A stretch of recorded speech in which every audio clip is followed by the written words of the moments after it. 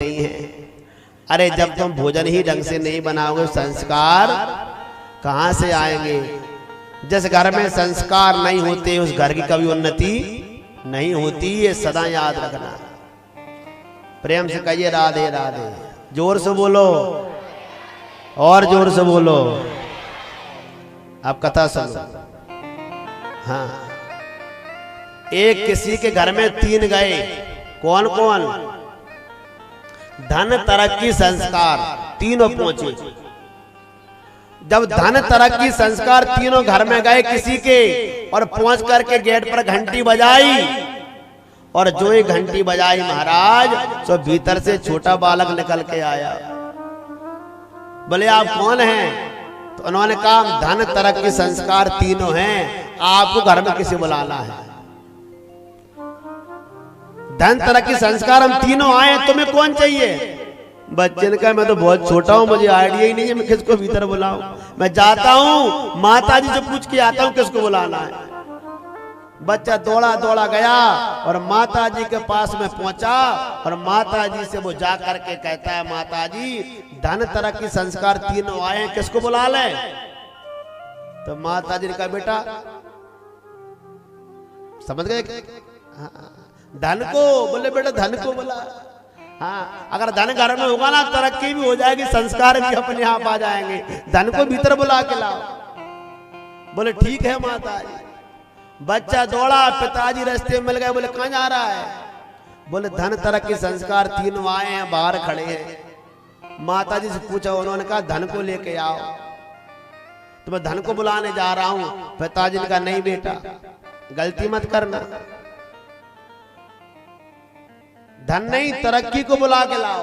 अगर तरक्की अपने घर में होगी तो धन भी आ जाएगा और संस्कार भी आ जाएंगे। तरक्की को बुला करके लाओ।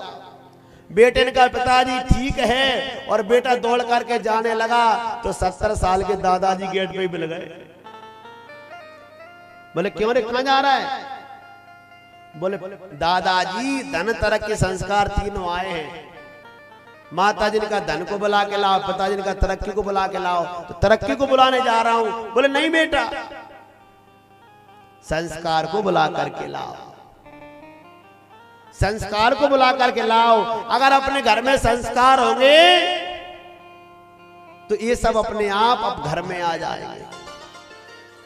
बच्चा गया और संस्कार से कहा वेलकम माई होम, आप मेरे घर में चलिए। और कहते वो संस्कार भीतर आया, और संस्कार जैसी कुर्सी पर आकर के बैठे तो धन तरक्की भी उनके पीछे आकर के कुर्सियों पर बैठ गए।